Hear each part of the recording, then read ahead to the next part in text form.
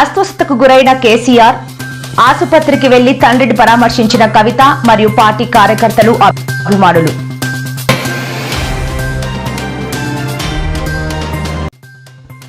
ఇరవై 23 రోజుల్లో mega DSC విజయవంతంగా పూర్తి చేశామన్న మంత్రి నారా లోకేష్. త్వరలోనే డిఎస్సి తుదికి విడుదల చేస్తామని వెల్లడి.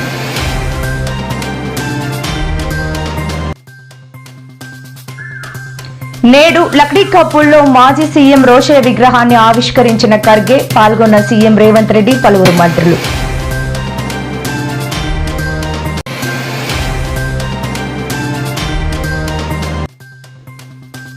నేడు తెలంగాణ సెక్రటరియట్ ముట్టడికి ప్రయత్నించిన నిరుద్యోగులు.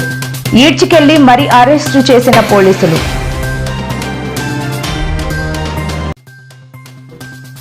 వైసీపీకి స్ట్రాంగ్ వార్నింగ్ ఇచ్చిన పవన్ కళ్యాణ్. వచ్చే ఎన్నికల్లో మీరు ఎలా గెలుస్తారో మేము చూస్తాం అంటూ సంచలన వ్యాఖ్యలు.